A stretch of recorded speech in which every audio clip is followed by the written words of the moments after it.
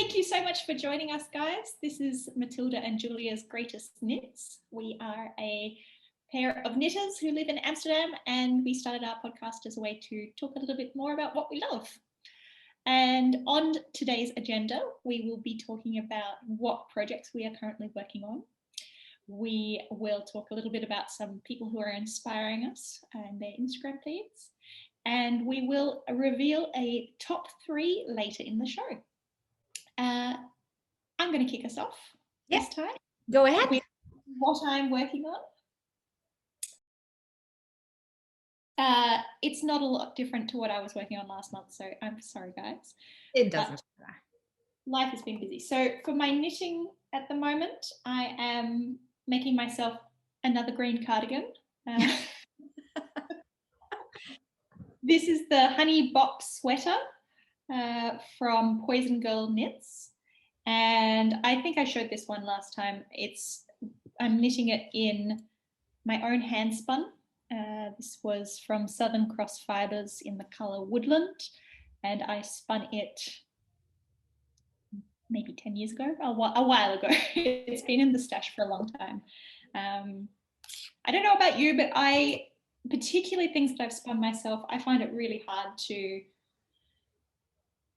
make something with it. Yeah, they're so special, and I don't want to do the wrong thing with it.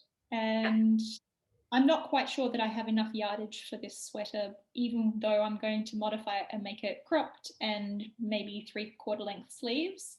So just in case, I have a little contrast ball of this sort of dusty lavendery grey, which is the Isaiah Alpaca 2, which is pretty similar weight yarn to what I spun. And that would be color. Yeah. And I love foresty green and sort of dirty lavender together for the button bands and the contrast cuffs, because I can't not do a contrast cuff.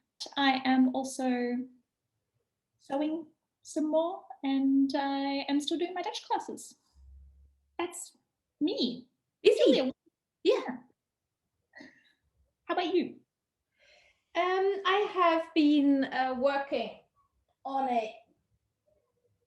I had a pattern out, I think end of the year, maybe beginning of this year, called Vinnie Sweater, and I made it for my husband first, but it's a pattern for women and men. And I'm now started one for myself. This is the yoke. I love it. It looks, I can only see myself tiny on the screen, and it looks very, it's very graphic, but I can see the fade there already. So I chose 3 lace weights. This is the Felix from La Bien-Aimée in Fluoro Morganite. You don't see that so well on the screen. It's kind of strong. And then this is a very light pink, damask, I think, or Sana. This is also the Felix. And then this is the Helix, which is a little heathered, and it's a natural gray. So I started with holding these 2 together. Then I mixed one thread of this one and one with the light pink together, and then I only used the light pink double, and then I faded into the gray. Because if you're holding a double, you can play with fading. And I thought that was quite funny. And I thought I'd combine that with a very strong other color. So you get and now the yoke's finished. And the fun is over, and it's going to be parked.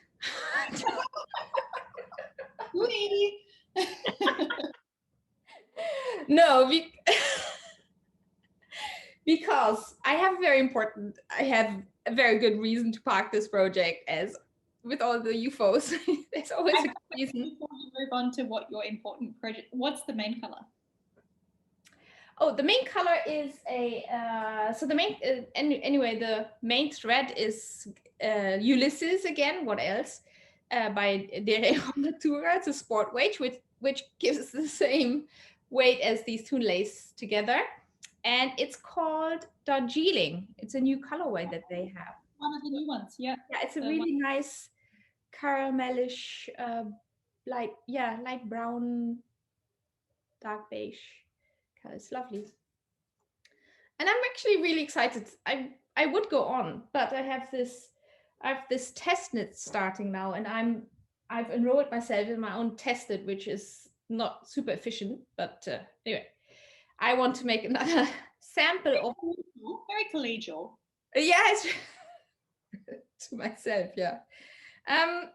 So I'm making another sample of the sugar sweater. That's a pattern that I'm going to release end of June, and it's it's gonna be this. Just started now. You can't see that much, but this is also fluoro morganite in helix, and this is this dark red is the cockerel, is something like it's a nice dark red. Also the helix from La Bien-Aimée. What I'm also working on right now brings us to our current favorite feed. Yeah. Because my current favorite feed, and actually pretty much all I'm thinking about right now, is called Love It, and it's a project bag maker, Ingrid, and she makes screen prints and she sews them. And I have recently joined her as a partner. We started to make these, and these have just gone online today at Stephen and Penelope. It's a zipper project bag with a nice, and it holds a lot. I have taken personal care that it holds a whole sweater project. So that's yeah, Love It design. That's my favorite feed. And how about you, Matilda? Huge congratulations on the official launching of your partnership with Ingrid, and I think I'm really excited to see what you guys do next. I think your zip-it bags are gorgeous, and I think they're going to do fabulously well, but I know you've got lots and lots of other things coming. My favorite feed this week is a little nod to my hometown of Perth. It's she's a machine knitter, and her name is Emma Buswell, and her handle on Instagram is mbuzzer1. And what brought her to my attention was actually a parody news site from Australia, and the Perth governor at the time of the last, the beginning of the corona crisis said, you know, we have to follow these strict rules, but that doesn't mean you can't go for a run and get a kebab. And this statement from basically our state leader went viral, and Emma Buswell turned it into a sweater, and it was well received, and she ended up selling a few of these sweaters, and a couple of my friends own them, and they're just a lovely little reaction to contemporary life, a little piece of the zeitgeist. And I find machine intarsia knitting very cool, very inspiring, and not something that I do, but something that I really admire. So Emma Buswell is my person. What a nice story. Yeah. This week is a quest to incorporate a little more knitting content for you, our general fans. And it sprung out of a conversation that Julia and I had, which essentially went, God, there's so many patterns I want to knit, but I'm just never, ever going to get to. And for me, that's because I'm a very slow knitter, and it takes me about a year to make a sweater. And Julia, do you want to say why you? I only knit the stuff that I'm making up myself. And then I'm usually making several samples, so that keeps me busy. But I love certain patterns, so I think I would knit them if I was in a different life. That's it. So we're starting a collection of our fantasy knits, I guess. Yeah. And we'll probably keep this as a regular section and talk about a fantasy project each episode. But for now, we're going to kick it off with 3 fantasy projects. And I can go first if you don't mind. Go ahead. So I picked 3 patterns that are already in my Ravelry library that I've purchased, and there's a good reason why I don't think I'm probably going to get around to any of them, even though I love them and would really like to have the knitted object. The first is the Lily of the Valley blouse by Yong, and it's a beautiful mohair, lace and cable, really light sweater that you could probably wear as like a sort of springy top. She styled it beautifully, very feminine, very chic. I love all of those things, but I really don't like making them. No, maybe in a different lifetime. Maybe. Yeah. I really don't like knitting cables, I've discovered. No, I'm not a great cabler. No. I love the look of a cabled sweater, but you do. Yeah, got the same. The second for me is the Before and After Socks by Marceline Smith.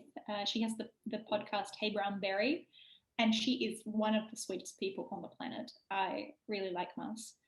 And I really love these socks. They're beautiful. But also, I'm not really a sock knitter. I have 2 pairs of socks that I've made in my, maybe 3 pairs that I've made. I've got another pair that have been languishing on the needles that were a test knit for our colleague, Emily. I have several beautiful sock patterns in my library that will never be realized into actual socks. And then the last one, I think maybe has secret potential for becoming reality, but it will require me to get over a knitting fear.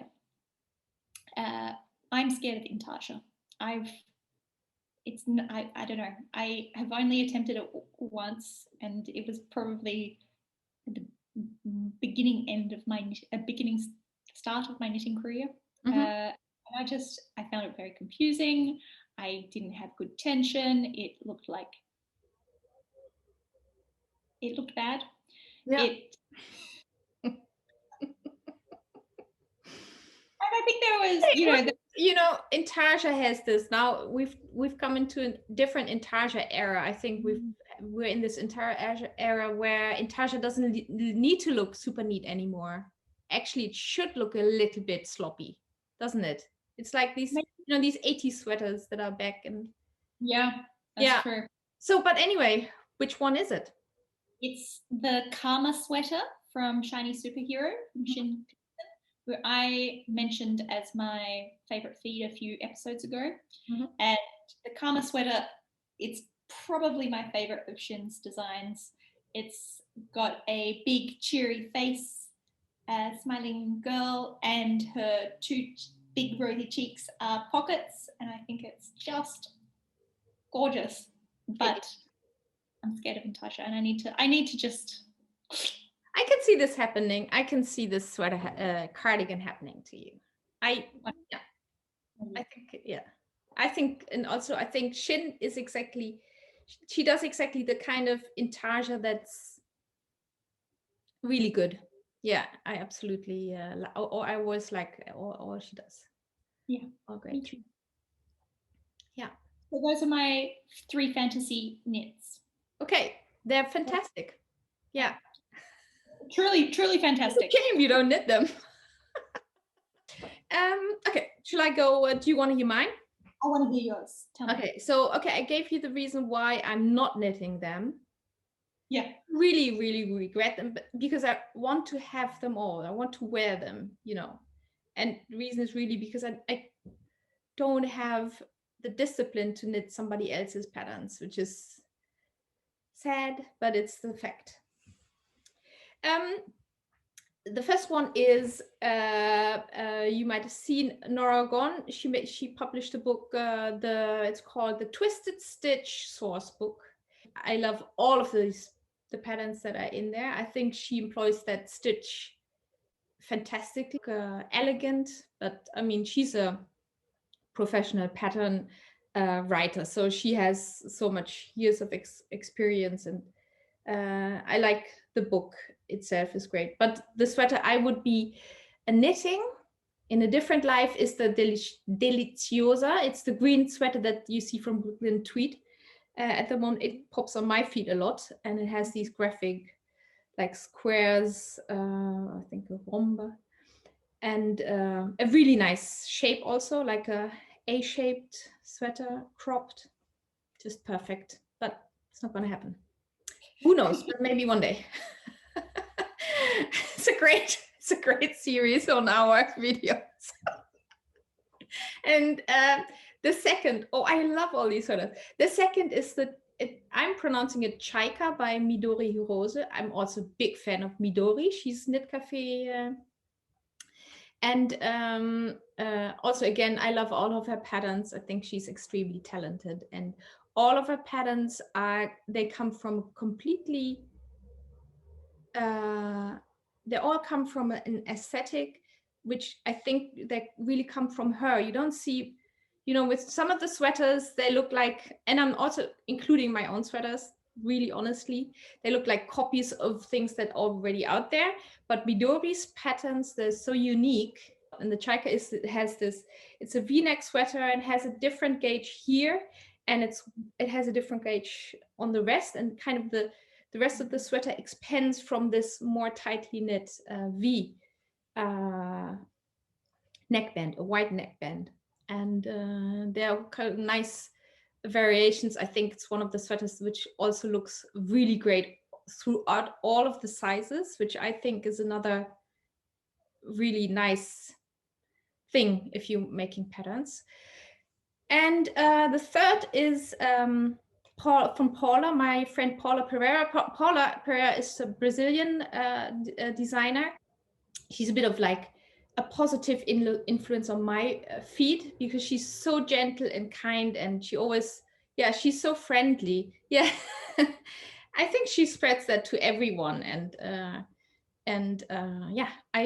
mean, I like her for that already, but also the sweaters or the designs that she designs are also, again, very unique. And I think she employs, every time she uses a technique, she uses it so ingeniously, how she puts it into the pattern, that every time I think like, wow, it's something completely new she comes up with, very genius.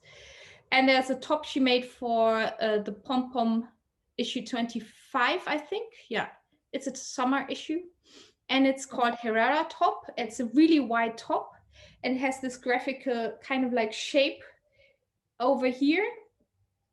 And it's open at the back, which couldn't do. It's really, really nice, very wide.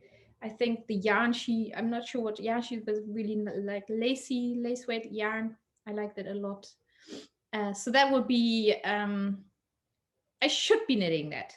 I should be, because then I could wear it, but. It's not very Amsterdam climate appropriate, but so many of I see Paula's patterns and I go, wow, it's simple, but really sharp details, really very innovative little ideas in there, and just beautiful, beautiful knits. Yeah. Paula. Yeah. So those were very special favorite 3, I think. Yeah. And that's also already the end of our episode. We did very well. Yeah. And thanks everyone for watching us. Let us know what you'd like us to hear about, talk about maybe next time. The idea of the favorite 3 fantasy project was an idea of one of the viewers, and that was really fun. So if you have anything that you'd like us to talk about, let us know. Yes. Thanks for coming, and we'll see you next time. Bye.